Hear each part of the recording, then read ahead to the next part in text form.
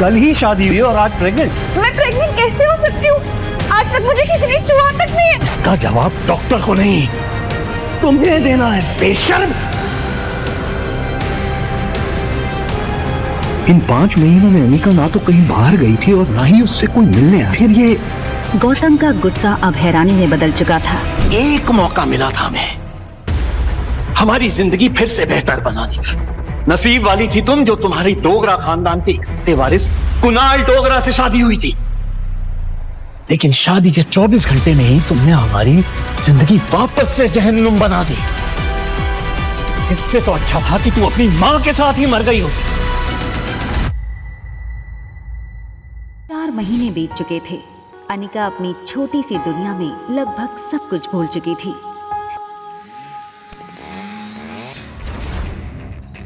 अनिका ने जैसे ही लड़की को देखा, उसकी धड़कन मानो डर और टेंशन से तेज हो गई। ये लड़का और कोई नहीं बल्कि अनिका का पति कुणाल डोगरा था। कुणाल बेटा, आज अचानक से तुमने फोन किया कि तुम्हारे जब इसको देखता हूँ ऐसा लगता है एक ऐसे गुनाहों की सजा मिल रही है जो गुनाह मैंने कभी किए ही नहीं। देखो इस बेशरम को कैसे खड़ी है। ठीक उसी पल अचानक से अनिका के पेट में जोरों से दर्द शुरू हो गया। दर्द के मारे एक झटके में अपनी पीठ के बल गिरी। अनिका,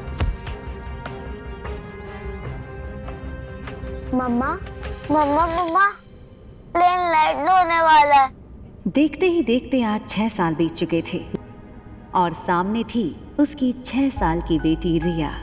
हालांकि इन 6 सालों में अनिका पूरी तरह से बदल चुकी थी। हार्मोनल इम्बैलेंस की वजह से फूला हुआ उसका शरीर अब एकदम ही से नॉर्मल हो चुका था।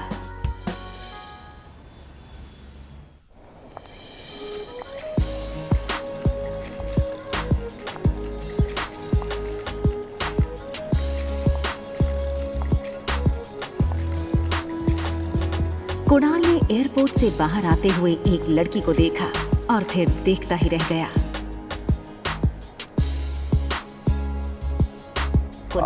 Hi miss gorgeous. टैक्सी वहां से निकलने ही वाली थी कि तभी कुणाल ने टैक्सी रोकी।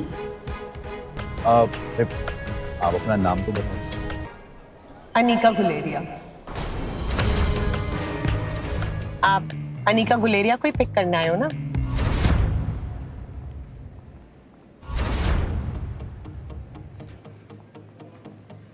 अरे वो उसको मैं टैक्सी में भेज दूंगा। एक काम करिए, आप दोनों मेरे साथ मेरी कार में चलिए, मैं ड्रॉप कर दूंगा आप लोग।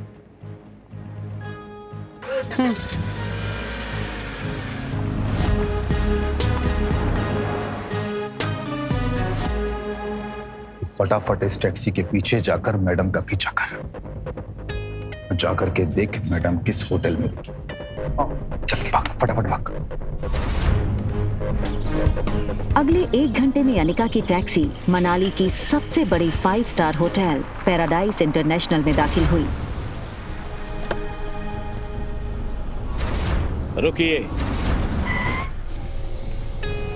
लेकिन उसका पीछा कर रहे राजू को होटल के मेन गेट पर ही रोक दिया।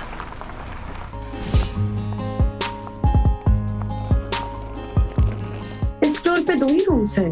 जी मैम, इस टॉप फ्लोर पे सिर्फ 2 ही लग्जरी अपार्टमेंट्स हैं। एक आपका और दूसरा हमारे होटल के मालिक रोहित मारवा सर का है। प्रेसिडेंशियल स्वीट एक काफी लग्जूरियस अपार्टमेंट था। ये प्रेसिडेंशियल स्वीट हर कोई अफोर्ड नहीं कर सकता था, मगर world famous neuro surgeon doctor Amrita उर्फ अनिका को इससे क्या फर्क पड़ने वाला था। तुम चेंज करो, मैं आ रही।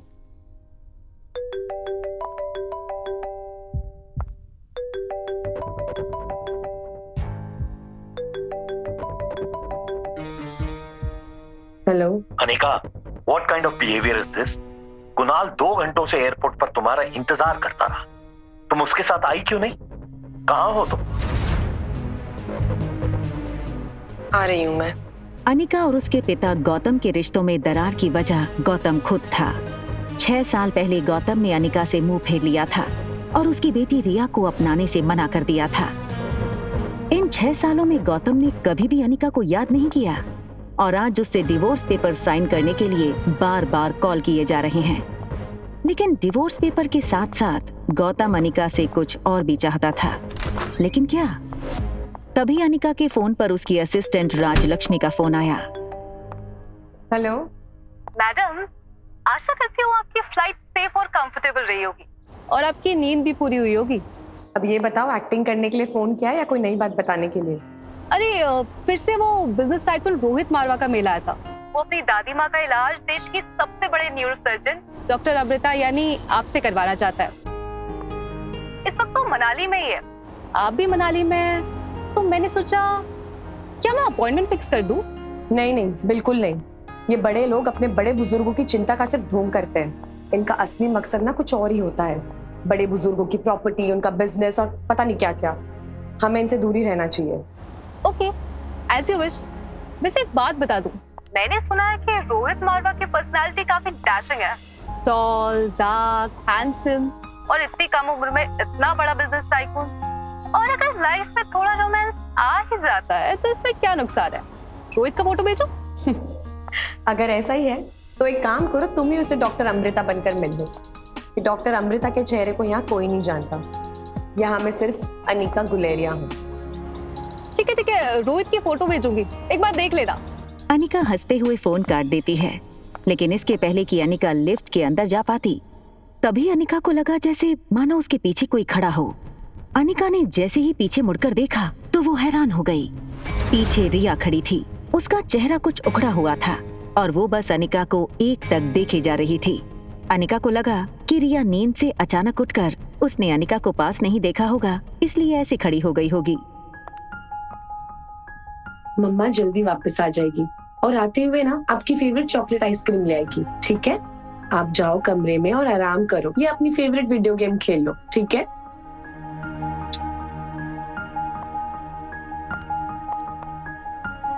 सीधा कमरे में ही जाना, okay? Mamma loves you and she will miss you a lot. बाहर जाने की जल्दी में अनिका एक बात भूल रही थी कि उसने अपने कमरे का दरवाजा बाहर से बंद किया था। फिर भी रिया रूम से बाहर कैसे आ गई थी? तभी एक टॉल और हैंडसम आदमी होटल के टॉप फ्लोर के कॉरिडोर में तेजी से चलता हुआ आता है। ये आदमी था मारवा इंडस्ट्रीज का सीईओ रोहित मारवा।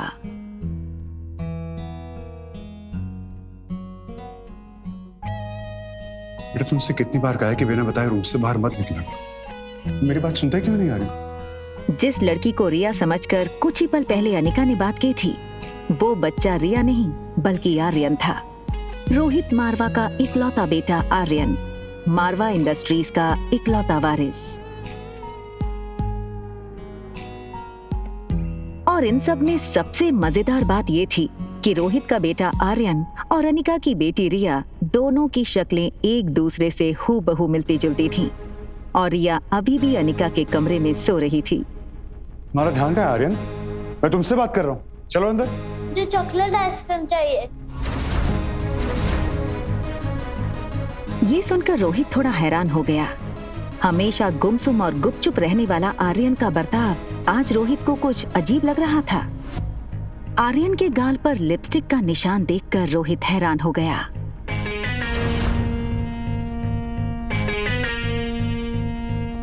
रोहित ने तुरंत सिक्योरिटी चीफ को फोन करके उसके रूम के बाहर का सीसीटीवी फुटेज तुरंत मंगवाया। फुटेज में रोहित ने जो देखा वो देखकर वो दंग हो गया। आर्यन एक ऐसा बच्चा था जो किसी अजनबी से तो दूर बल्कि रिश्तेदारों से भी ज्यादा बात नहीं करता था, ना ही उसके पापा के अलावा किसी के साथ मिक्स होता था। लेकिन सीसीटीवी में आर्यन ने एक बिल्कुल अजनबी औरत को अपने पास आने दिया, यहाँ तक कि उसे किस भी करने दिया। ये बात रोहित को बड़ी अजीब लगी। दूसरी तरफ अनिका गुलेरिया हाउस पहुंच गई थी। गुलेरिया हाउस उसका अपना घर। कामिनी यानी अनिका की सौतेली छोटी बहन, उसी के बर्थडे की पार्टी चल रही थी।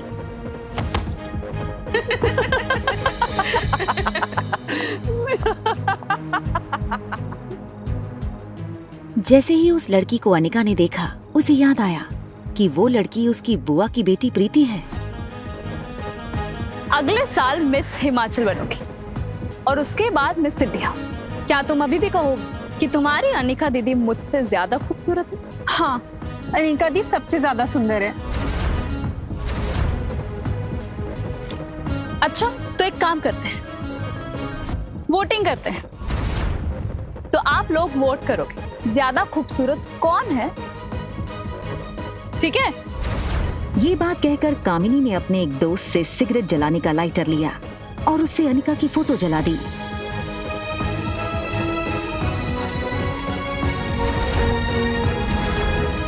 दूर खड़ी अनिका चुपचाप ये सब देख रही थी।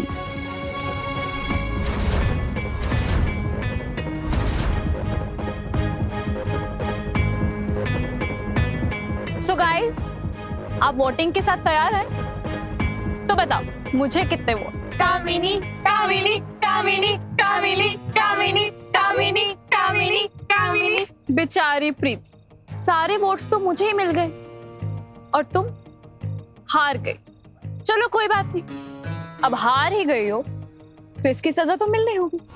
तो तुम्हारी सजा ये है कि तुम्हारी इस खूबसूरत मोटी दीदी की फोटो तो मैंने इस जूस के ग्लास में डाल दी, तो बस तुम्हें अब इसे पीना है।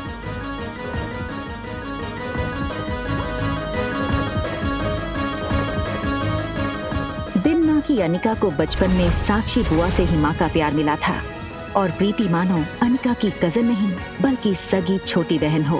अनिका दी आप?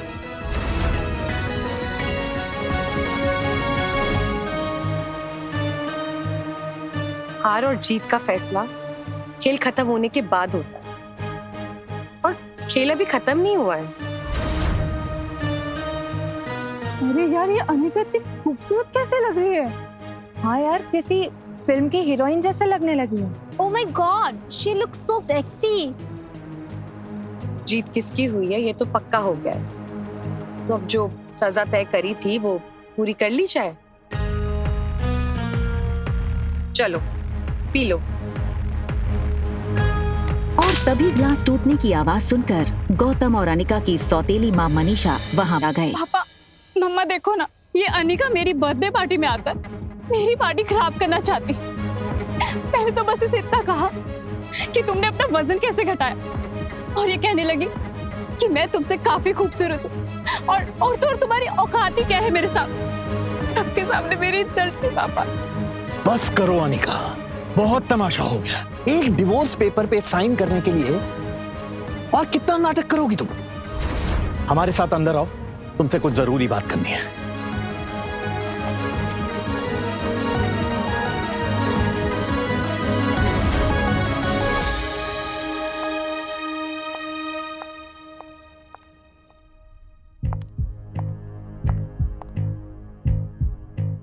छह साल बाद अपनी बेटी से मिलने की कोई भी खुशी न जताते हुए वो सीधे मुद्दे की बात करना शुरू करते हैं। देखो अनिका, जो हो गया सो हो गया। हमें और परेशान करके तुम्हें क्या मिलेगा? तुम मेहरबानी करके इन दो कागजात पर साइन कर दो। मैं तो सिर्फ डिवोर्स पेपर साइन करने आई थी, ये दूसरे पेपर्स? दरअसल तुमसे डिवोर्स लेने के बाद हम, यानी कि मैं और तुम्हारी नई माँ, ये चाहते हैं कि कुणाल और कामिनी की शादी हो जाए। कुणाल को भी इस शादी से कोई एतराज नहीं है और कामिनी तो पहले से ही कुणाल को चाहती थी। बस कुणाल के दादाजी की एक ही इच्छा है। दरअसल तुम्हारी माँ के गुजरने के बाद उसकी जो फार्मा कंपनी तुम्हारे नाम हो गई थी, वो कंपनी तुम अपनी छोटी बहन कामिनी को शादी में तोहफे में दे दो। मैंने सारे कागजात तैयार करवा दिए हैं, बस तुम इन पे सिग्नेचर कर दो।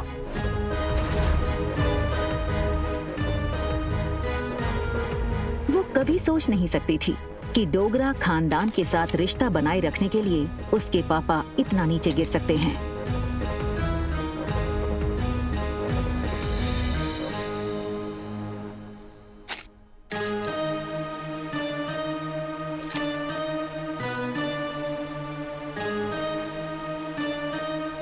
अपना कहलाने को इस दुनिया में इस कंपनी के अलावा मेरे पास कुछ नहीं है। माफ कर दीजिएगा, लेकिन ये कंपनी मैं आपको नहीं दे सकती। क्यों हमें बर्बाद करने पर तुली हो अनिका? वैसे भी बिन ब्याही माँ बनकर जो समाज में तुमने हमारी इज्जत उछाली है वो कुछ कम है क्या, जो अब अपनी बहन की जिंदगी बर्बाद करना चाहती हो तुम?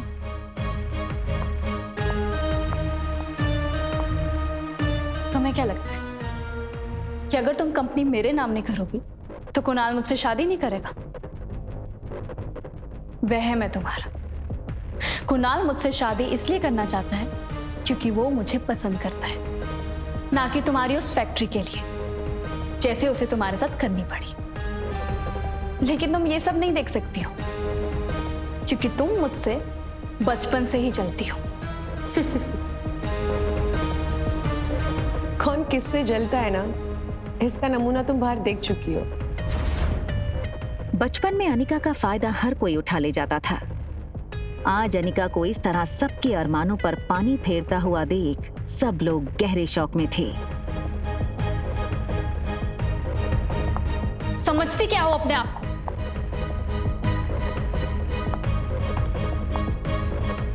वजन घटाया है तो जुबान लड़ाना भी सीख गई हो क्या? चाहे कुछ भी कह लो, मैं कल भी तुमसे ज्यादा खूबसूरत थी और हमेशा तुमसे ज्यादा खूबसूरत रहूंगी, दिखने में भी आगे और पढ़ने में भी आगे। कुछ ही सालों में मैं डॉक्टर बन जाऊंगी। मुझ जैसी लड़की को छोड़कर कुणाल तुम्हारे पास कभी वापस आ ही नहीं सकता। ठीक है, फिर एक और शर्त लगा ले।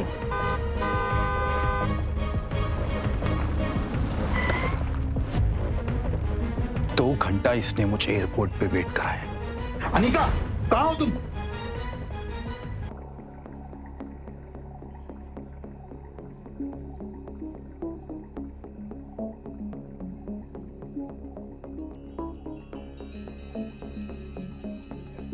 उसी वक्त कुणाल के फोन पर उसके ड्राइवर राजू का मैसेज आया जिसमें लिखा था होटल पैराडाइज इंटरनेशनल। मैसेज पढ़कर कुणाल के चेहरे पर तुरंत ही एक स्माइल आ गई।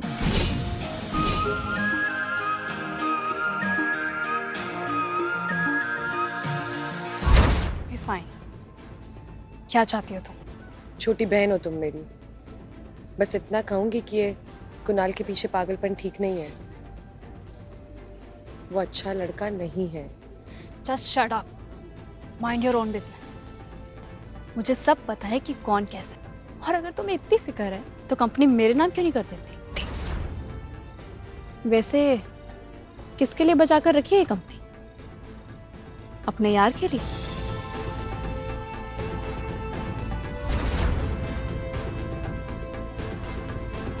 अनिका गुस्से में निकल गई। तभी वहां भागते हुए प्रीति आई।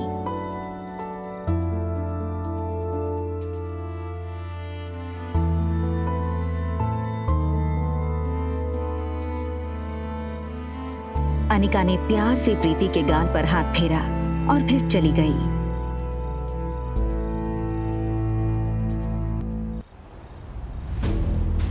अनिका दुनिया में हर चीज से लड़ सकती थी, मगर कोई उसकी बेटी को कहे ये उसे बर्दाश्त नहीं था। किसके लिए बचा कर रखी है company?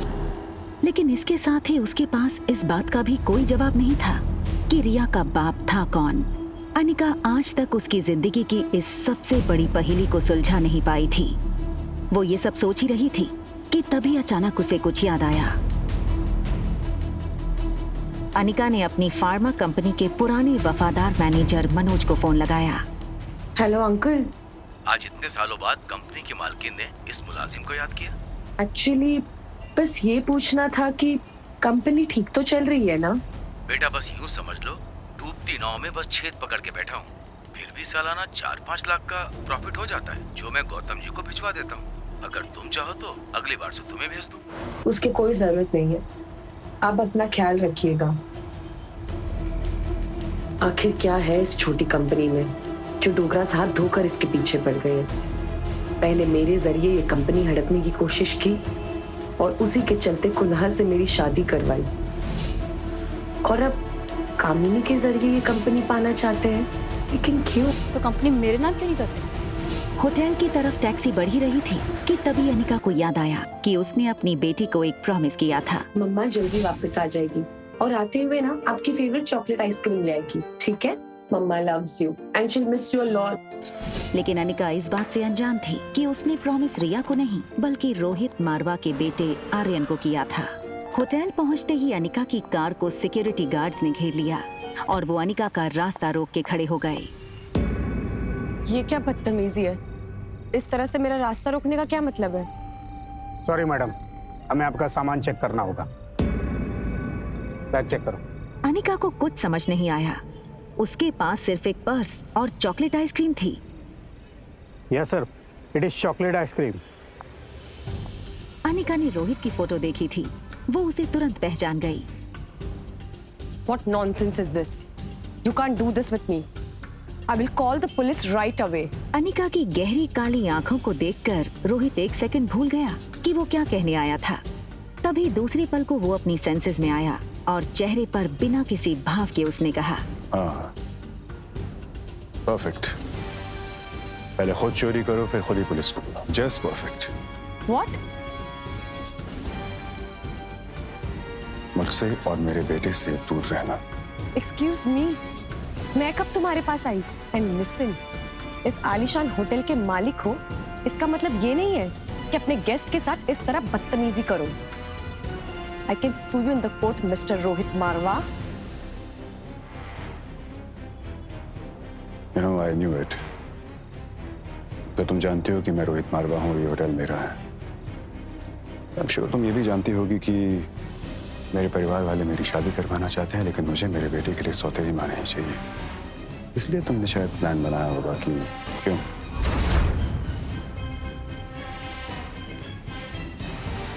Just stay away from my son. Right?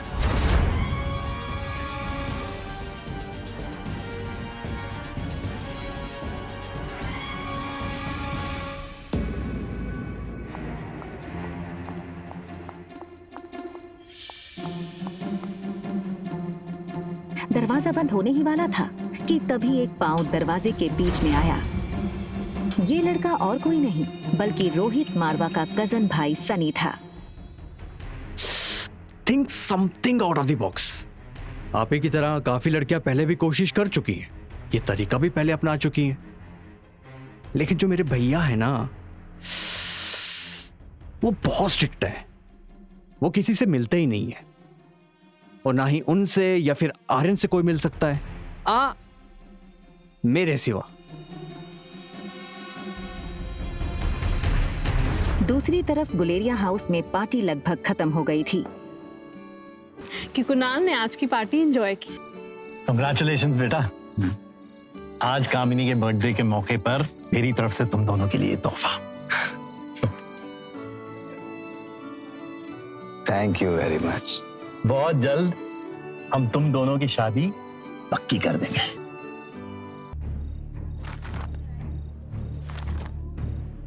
ये क्या है? ये सिर्फ डिवोर्स पेपर्स है। कंपनी के पेपर्स कहाँ हैं? ये हो सकती है शादी। कंपनी के पेपर्स अगर नहीं मिले तो मेरे घर वाले इस शादी के लिए नहीं मानेंगे और ना ही मैं। चलो। तिलमिलाई अनिका को ये समझ नहीं आ रहा था नीचे लॉबी में उसके साथ क्या हुआ और क्यों हुआ। उसने होटल बदलने का मन बना लिया और रिया को लेने बेडरूम में गई, पर रिया को इस तरह देखकर अनिका का गुस्सा एक सेकंड में शांत हो गया। वो रिया के माथे को चूमती है।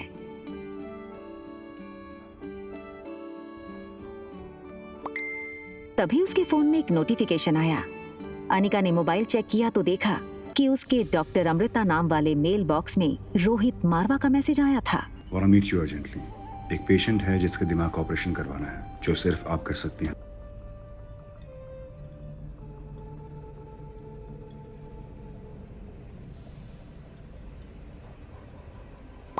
दिमाग का इलाज पहले आपको करवाना चाहिए। वहाँ रोहित डॉक्टर अमृता का मैसेज पढ़कर शॉक हो गया। रोहित को समझ नहीं आया कि डॉक्टर अमृता जैसी बड़ी न्यूरोसर्जन उसे ऐसे क्यों कह रही थी। रोहित ने अपनी कंपनी के आईटी हेड सैम को फोन लगाया। Hello Sam. Yes yes sir. Is there anything I can do for you sir? Yes, मेरे ऑफिशियल मेल अकाउंट पर अभी डॉक्टर अमृता का मेल आया है। पता करो वो मेल की लोकेशन कहाँ है। बस गिव मी सम टाइम। या सन? भैया भैया जल्दी आइए, आर्यन को कुछ हो गया है।